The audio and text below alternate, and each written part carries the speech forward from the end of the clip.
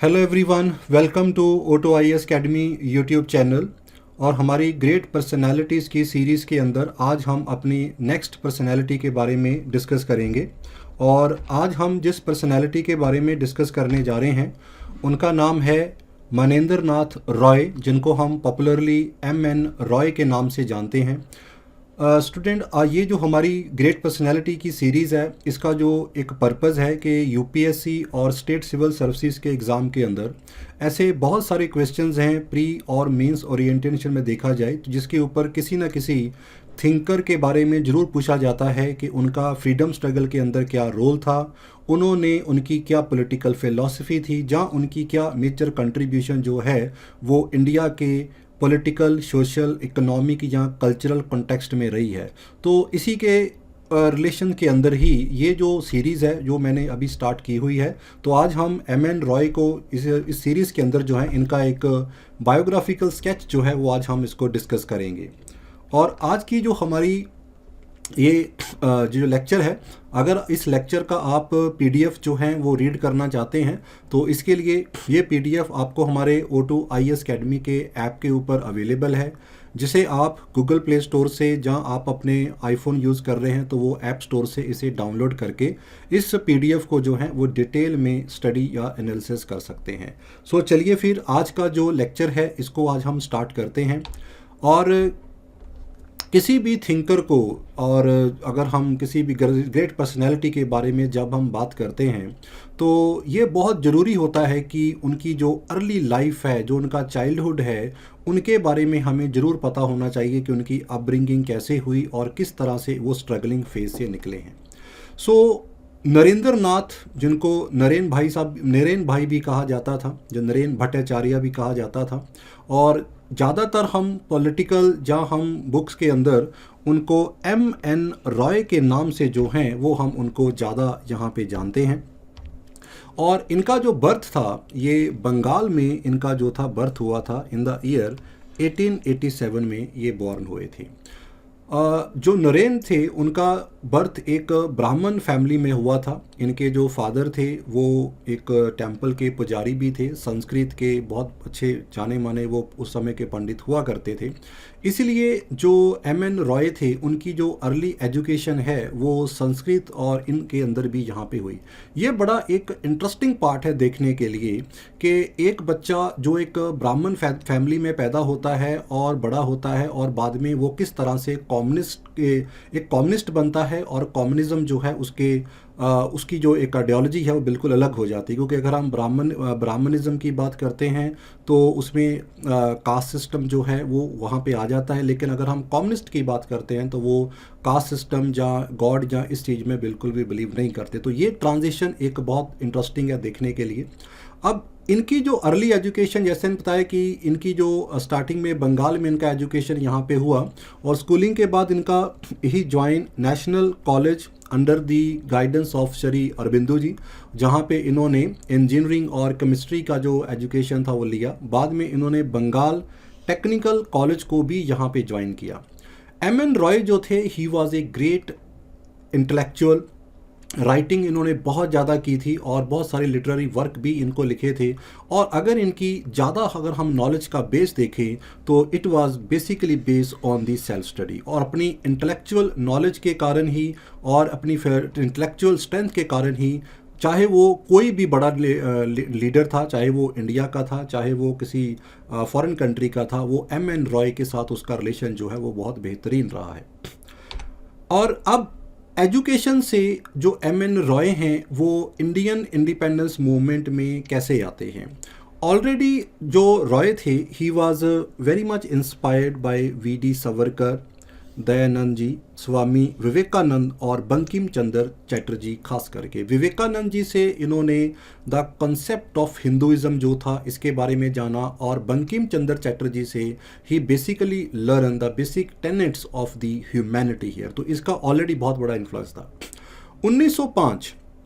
1905 में जो हमारा इंडिया उस समय एक बड़े ही एक इमोशनली चार्ज एटमॉस्फेयर से निकल रहा था, क्योंकि जो ब्रिटिश थे उन्होंने 1905 में बंगाल की डिवीज़न कर दी थी, जिसके अगेंस्ट में कांग्रेस ने एक बहुत बड़ा प्रोटेस्ट मूवमेंट जो था वो स्टार्ट किया हुआ था। लेकिन 1905 की इस प्रोटेस्ट मूवमेंट में कांग्रेस में भी दो तरह के ग्रुप बन चुके थे। एक जिसे हम मॉडरेट कहते हैं, जो रेवोल्यूशनरी जहाँ इस तरह की आइडियोलॉजी को सपोर्ट नहीं करते थे, और दूसरी तरफ जो ग्रुप था वो एक्सट्रीमिस्ट ग्रुप आ जाता था जो रेवोल्यूशनरी और इन मेथोडोलॉजी को सपोर्ट करते थे। इस एंटी पार्टीशन मूवमेंट के अंदर जो बंगाल के लिए चलाई गई थी, there were many underground organisations जो ब्रिटिश रूल के अगेंस्ट काम कर रही थी और वो ब्रिटिश रूल को ओवरथ्रो करना चाहती थी through the methodology of revolution. इनमें से प्रोमिनेंट नाम जो है वो हमारे पास आता है अनुशीलन समिति का और युगांतर ग्रुप ऑफ भागा जतिन का। इस अनुशीलन समिति को जो रॉय थे उन्होंने इसको यहाँ पे ज्वाइन भी किया और रेवोल्यूशनरी एक्टिविटी का उनका जो पार्टिसिपेशन जो था उनका इसके अंदर रहा, जिसके लिए उनको प्रोसिक्यूट भी किया गया, उनको जेल भी भेजा गया। There was 2 cases, the political dacoity case in 1907 and Howrah conspiracy case in 1910, जिसमें उन्हें कुछ जेल भी हुई थी। और क्योंकि ये दोनों केसेस जो थे वो रेवोल्यूशनरी एक्टिविटीज़ के लिए जो था, ब्रिटिश ने इनके बहुत सारे जो रेवोल्यूशनरी थे उनको अरेस्ट किया था, तो एम.एन. रॉय को भी इन केसेस के अंदर प्रोसिक्यूट किया गया। अब कोई भी अगर हम ऑर्गेनाइजेशन की बात करते हैं या कोई भी किसी भी तरह की अगर हम कोई भी आइडियोलॉजी की बात करते हैं तो उसको चलाने के लिए, लोगों तक लेके जाने के लिए एक बहुत बड़ी एक फंडिंग की बहुत ज़्यादा ज़रूरत होती है। और उस समय अनुशीलन समिति और ये कुछ ऑर्गेनाइजेशन के जो लीडर थे उन्होंने ये रिस्पॉन्सिबिलिटी जो थी वो एम.एन. रॉय को दी कि आप जाएं और आप जाके देश से बाहर जाके हमारे लिए जो ऑर्गेनाइजेशन हैं उसके लिए फंडिंग और आर्म्स का जो है वो इंतज़ाम कीजिए।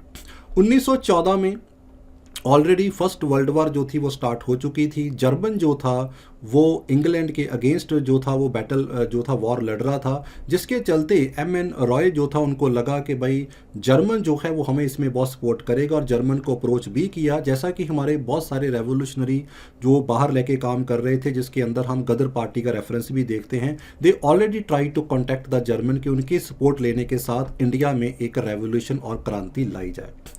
जर्मन से जिस उम्मीद की बात की जाती थी वो उम्मीद इतनी ज़्यादा जो थी खरी नहीं उतरी, और जर्मन से जो सपोर्ट मिलने की उम्मीद थी वो जर्मन से सपोर्ट इनको यहाँ पे नहीं मिली।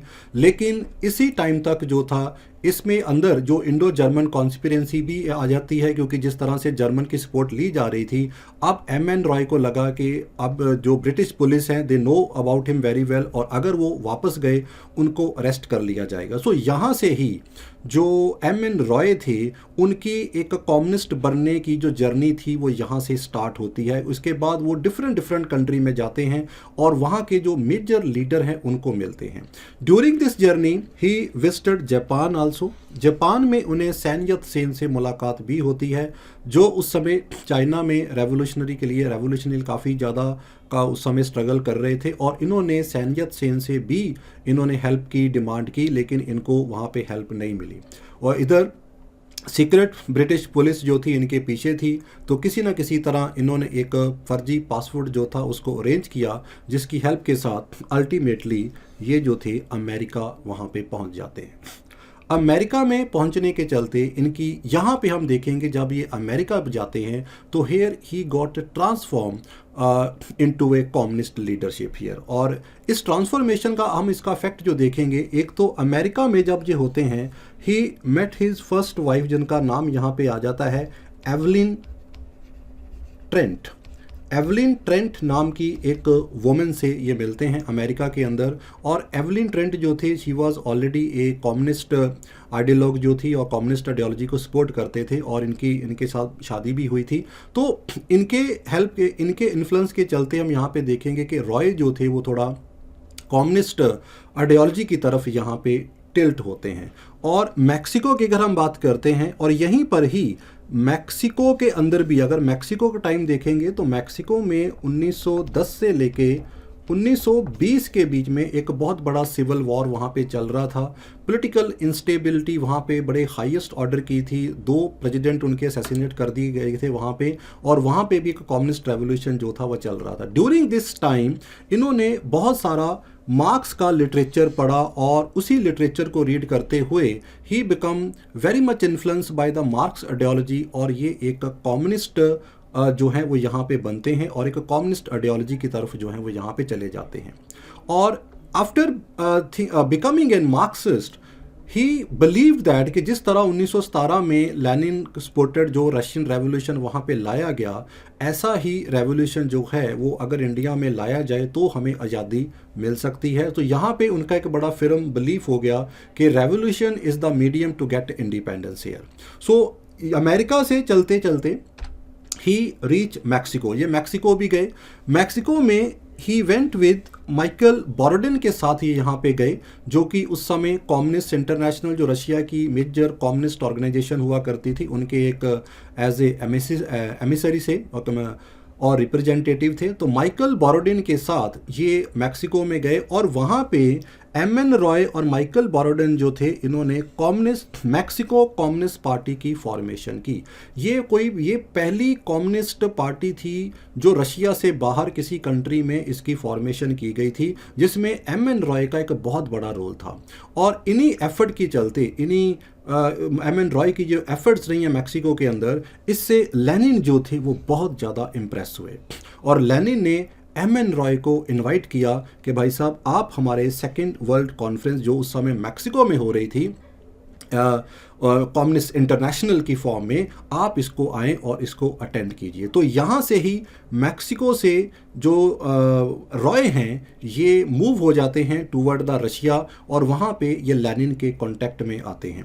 और ये जो कॉन्फ्रेंस थी, यहाँ पे हम देखेंगे कि रॉय पहले एक ऐसे रिप्रेजेंटेटिव आते हैं जो इंडिया को इस कम्युनिस्ट जो कॉन्फ्रेंस है इसमें वो एज ए रिप्रेजेंट करते हैं इन the form of A communist leader है।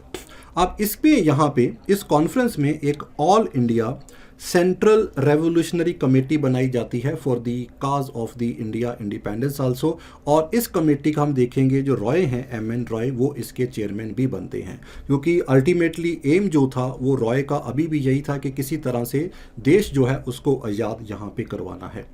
दोस्तों, जब हम रॉय के बारे में पढ़ते हैं तो एक बड़ा प्रोमिनेंट जो है वो नाम यहाँ पे बिल्कुल क्लियर आता है कि आज की जो हमारी कम्युनिस्ट पार्टी ऑफ इंडिया है, इसकी जो फॉर्मेशन थी वो एम.एन. रॉय के द्वारा की गई थी। तो because of his contact and influence in Russia, इसी के चलते ही ये ताशकंद में जाते हैं, और ताशकंद में 17 अक्टूबर 1920 को कम्युनिस्ट पार्टी ऑफ इंडिया की फॉर्मेशन की जाती है। ये पहली कम्युनिस्ट पार्टी है जो इंडिया में बनाई जाती है। एम आचार्य इस पार्टी के चेयरमैन होते हैं, और रॉय जो हैं इसके सेक्रेटरी जो हैं वो अपॉइंट किए जाते हैं। क्योंकि जो रॉय थे, जैसा मैंने पहले बताया, he was a prolific writer, a great thinker as well as a intellectual. तो इन्होंने अपनी राइटिंग से, अपनी स्पीचेस से और अपने जो एक इन्फ्लुएंस से बड़ी जल्दी ही जो कम्युनिस्ट इंटरनेशनल के अंदर ये एक बहुत ही इम्पॉर्टेंट पोजीशन के ऊपर पहुंच गए। और यहाँ तक कि वैनगार्ड जो समय लेनिन की पार्टी का एक मेन मैगजीन भी हुआ करता था, दी मास्टर्स, दी एडवांस गार्ड, जो उस समय कम्युनिस्ट लिटरेचर के मेन मीडियम होते थे, और इनके अंदर उनकी बहुत सारी एडिटोरियल और राइटिंग भी यहाँ पे लिखी गई। क्योंकि इंडिया में जो कम्युनिस्ट लिटरेचर था वो पूरी तरह से यहाँ पे बैन था, और लेकिन किसी ना किसी तरह से ये जो बुक्स होती थी उनको इंडिया में स्मगल किया जाता था। और because of his communist thinking and because of his communist ideology, Kanpur conspiracy case, ये कानपुर कॉन्स्पिरेंसी केस जो है ये 1924 का आता है, जिसके अंदर जो ब्रिटिश गवर्नमेंट होती है वो बहुत सारे कम्युनिस्ट लीडर को अरेस्ट करती है, और उनके अगेंस्ट में जहां अरेस्ट वारंट इशू किए जाते हैं, क्योंकि ब्रिटिश का मानना है कि ये जो कम्युनिस्ट आइडियोलॉजी है, जो कम्युनिस्ट सपोर्टर हैं, they are waging the war against the king of England and want to finish the sovereignty of England. So इसके कारण कानपुर कॉन्स्पिरेंसी केस के अंदर रॉय भी जो था उनको भी यहाँ पे चार्जशीट जो था किया गया, लेकिन रॉय क्योंकि इंडिया में नहीं थे, इनको जो था वो अरेस्ट जो था वहाँ पे नहीं किया गया। लेनिन की डेथ के बाद जो रॉय थे उनका इन्फ्लुएंस जो था वो धीरे धीरे जो वहाँ की कम्युनिस्ट पार्टी थी उसमें काफ़ी कम होना शुरू हो चुका था। और इसका एक रीज़न ये भी था कि जो इंडिया के कम्युनिस्ट लीडर थे उन्होंने भी एक जो ब्लेम था वो रॉय के ऊपर लगाया था कि जितना रॉय क्लेम कर रहे हैं कि इंडिया के अंदर जितना कम्युनिस्ट इन्फ्लुएंस फैल रहा है, जितने लोग ज्वाइन कर रहे हैं वो एक्चुअली नहीं है। जो रॉय कहते हैं कि जो हज़ारों लोग जो हैं इसको शामिल कर रहे हैं, but actually it is not the reality there. तो इसकी वजह से भी जो रॉय था उनका इन्फ्लुएंस यहाँ पे कम किया गया। और लेनिन की जो आइडियोलॉजी थी वो चाहते थे कि अब मार्क्स कहता था कि there should be no party, ठीक है, कोई पॉलिटिकल पार्टी नहीं होनी चाहिए। लेकिन लेनिन कहते थे, उनकी जो पॉलिटिकल फिलॉसफी थी कि जिस जिस कंट्री में इंडिपेंडेंस या फ्रीडम स्ट्रगल चल रहा है वहाँ की जो भी मेन पॉलिटिकल पार्टी या ऑर्गेनाइजेशन उस स्ट्रगल को, जहाँ उस मूवमेंट को लीड कर रही है, हमें उसको सपोर्ट करना चाहिए। और in this context for example जैसे इंडिया में कांग्रेस थी और चाइना में कॉमिनतांग था, तो इन्होंने बोला कि पार्टी ख़त्म करने की ज़रूरत नहीं है और हमें जो है इनको सपोर्ट करना चाहिए, कांग्रेस और इन पॉलिटिकल पार्टी को, इनके फ्रीडम स्ट्रगल के लिए। लेकिन रॉय का मानना था कि this is against the Marx principle. और क्योंकि ये जो ऑर्गेनाइजेशन, जो पार्टियां हैं, it is basically dominated by the elite section, तो इससे अगर इंडिपेंडेंस मिल भी जाएगी तो वो एक रियल इंडिपेंडेंस नहीं होगी। जिसके चलते इनकी जो उस समय कम्युनिस्ट आइडियोलॉजी थी उससे इनके डिफरेंस क्रिएट कर दिए गए और इनको वहाँ के रशिया से कम्युनिस्ट जो पार्टी से इनको निकाल भी दिया गया। अब रॉय इंडिया आना चाहते थे लेकिन इंडिया आ नहीं सकते थे। उसका कारण एक ये था कि 1924 का जो कानपुर कॉन्स्पिरेंसी केस था उसमें चार्जशीट थे और इनको ऑलरेडी पता था कि अगर मैं वापस गया तो मुझे अरेस्ट कर लिया जाएगा। जिसके चलते इन्होंने इंग्लैंड के प्राइम मिनिस्टर उसे रैमसे मैकडॉनल्ड को एक लेटर लिखा और उस लेटर में कहा कि जिस तरह इंग्लैंड के अंदर भी बहुत सारे कम्युनिस्ट हैं वो रहते हैं और इंग्लैंड की गवर्नमेंट उनको अरेस्ट नहीं करती है, दे हैव सम फ्रीडम, इसी तरह से ही I am also a communist leader and if I go to India तो मुझे वहाँ पे अरेस्ट जो है वो ना किया जाए।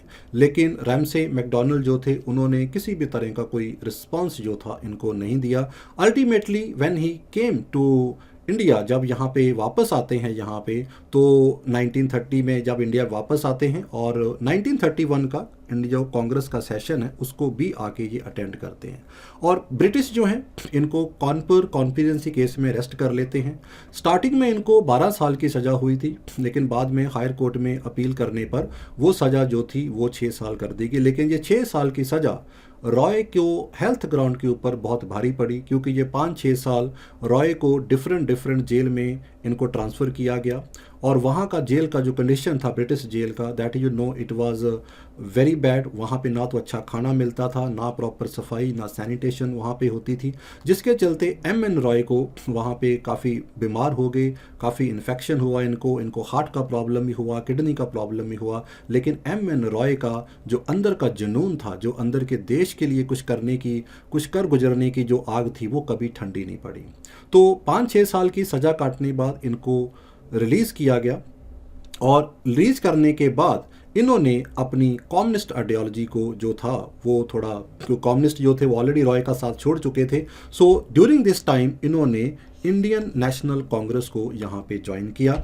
ही was elected as All India Congress Committee क्योंकि because of his intellectual strength, जो रॉय थे, जो जवाहरलाल नेहरू थे, जहाँ सुभाष चंद्र बोस थे, वो ऑलरेडी रॉय को बहुत मानते थे और उनकी इंटेलेक्चुअल और उनकी जो आइडियोलॉजी थी उसकी कदर भी करते थे। सो रॉय यहाँ पे जब ज्वाइन करते हैं, एंड यू नो दैट के इसी टाइम के ऊपर ही जो रॉय थे, he was the first person जिन्होंने एक सेपरेट कॉन्स्टिट्यूट असेंबली की डिमांड भी की थी, जिसको बाद में जाके कांग्रेस ने अपनी एक ऑफिशियल डिमांड भी यहाँ पे बनाया था यहाँ पे।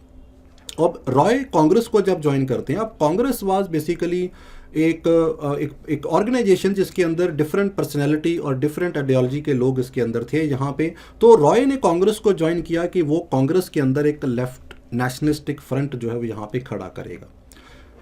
लेकिन कांग्रेस से भी रॉय को यहाँ पे जो था वो साइडलाइन होना पड़ा। कारण क्या था, 1940 के 1939-40 के बीच में जो सेकेंड वर्ल्ड वार की जब स्टार्ट होती है, तो उस समय कांग्रेस, जहाँ गांधी जी जितने भी इंपॉर्टेंट लीडर थे, उन्होंने ब्रिटिश को सपोर्ट करने से मना कर दिया था कि जब तक आप हमें कंक्रीट प्रपोजल, जो कंक्रीट हमारी इन राइटिंग में हमारी डिमांड को एक्सेप्ट नहीं करोगे for the separate constitute assembly and all this demand that was making, तब तक इंडिया किसी भी तरह से जो है सपोर्ट नहीं करेगा।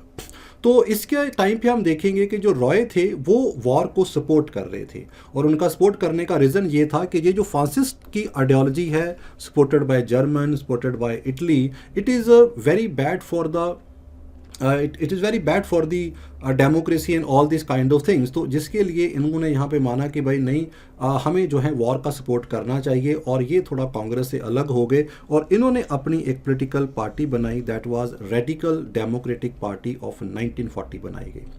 इंडियन यूनियन ट्रेड कांग्रेस, जो कि एक कांग्रेस की ट्रेड यूनियन थी, इसको भी इन्होंने छोड़ दिया, और इसको छोड़ने के बाद इन्होंने अपनी एक नई आउटफिट बनाई, इंडियन फेडरेशन ऑफ लेबर, जो थी इनके द्वारा बनाई गई। और ख़ास करके इन्होंने जो भी लेबर वर्कर थे उनको बोला गया कि भाई आप जो हैं वॉर के टाइम पे कोई स्ट्राइक ना करें और ब्रिटिश को यहाँ पे सपोर्ट करें।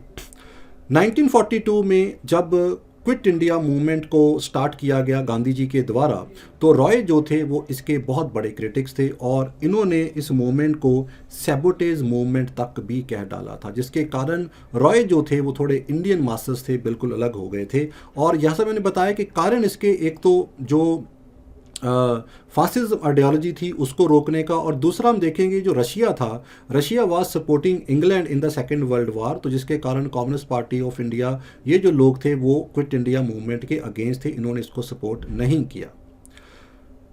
अगर मुस्लिम रिलीजन की या लीडर्स की बात की जाए यहाँ पे, तो Roy was the only non League supporter of the Mohammad Ali Jinnah, और इन्होंने इनको एडवाइस भी किया था कि you should go for the separate country, और आपको एक सेपरेट जो है अपना नेशन जो है यहाँ पे बनाना चाहिए। और जिन्ना को इन्होंने प्रपोज भी किया कि आप एक डेमोक्रेटिक कोलिशन जो है वो यहाँ पे बनाइए, जिसके अंदर रेडिकल डेमोक्रेटिक पार्टी भी होगी, scheduled caste federation led by doctor B.R. Ambedkar, और बाकी एलिमेंट को शामिल करके आप एक डेमोक्रेटिक कोलिशन की फॉर्मेशन कीजिए। लेकिन मोहम्मद अली जिन्ना ने रॉय की इस एडवाइस को की बहुत ज़्यादा इंपॉर्टेंस जो था वो नहीं दिया, लेकिन because of his supporting of Mohammad Ali Jinnah and his anti quit India movement का जो स्टांस था, जिसके कारण हम देखेंगे कि रॉय की पॉपुलैरिटी जो थी वो इंडिया में काफ़ी कम होनी शुरू हो चुकी थी। और इसका पता रॉय को तब चलता है कि जब 1946 के जो इलेक्शन होते हैं, उस इलेक्शन में रेडिकल डेमोक्रेटिक पार्टी जो है वो बहुत ही पुअर रिफॉर्म करती है, मात्र 1 सीट ही ये जीत पाती है, जिसके चलते रॉय जो हैं ये अल्टीमेटली एक्टिव पॉलिटिकल पॉलिटिक्स से संन्यास ले लेते हैं, और रेडिकल डेमोक्रेटिक पार्टी को जो है उसको वाउंड अप कर देते हैं। अगर हम रॉय को देखते हैं तो रॉय की जो बिगिनिंग हम देखते हैं, he started as a revolutionary, he made his growth in the form of communist, but he ended as a humanist. ठीक है, तो अब रॉय ने यहाँ पे पूरा हम यहाँ पे देखेंगे कि Roy said that there should be something that should be beyond communism, beyond revolution and beyond traditional politics। traditional politics से मतलब जो पार्टी लेड जो आज की डेमोक्रेसी या पार्टी की हम बात करते हैं, ठीक है, तो इससे कुछ अलग जो है उसकी फॉर्मेशन की ज़रूरत है। और इसी के चलते ही इन्होंने अपना एक नया कॉन्सेप्ट दिया, that was the new humanism, जहाँ रेडिकल ह्यूमनिज्म की जिसको हम बात करते हैं जहाँ पे, ठीक है। रेडिकल ह्यूमनिज्म के बारे में हम थोड़ा आगे बात करेंगे। अब इसको लेके ही ultimately retired into the Dehradun, और वहाँ पर रह के इन्होंने बहुत बेहतरीन लिटरेचर और बुक्स जो था वो इन्होंने आगे जाके अपना लिखा भी। और because of his health ground and various other element, ultimately जो a great intellectual, he passed away in 1954 में इनकी जो थी वो यहाँ पे डेथ हो गई है यहाँ पे, ठीक है। और इनकी डेथ के अंदर हम यहाँ पे देखेंगे कि इनका जो लास्ट मेजर स्टांस था M.N. रॉय का, radical humanism, basically what was it here, ठीक है। रेडिकल ह्यूमनिज्म जो था, this philosophy basically revolve around individual और मैन। इसके अंदर इन्होंने एक इंडिविजुअल, उनकी फ्रीडम, उनकी इंडिविजुअलिटी और उनकी पर्सनैलिटी को सबसे ज़्यादा इम्पोर्टेंस दी।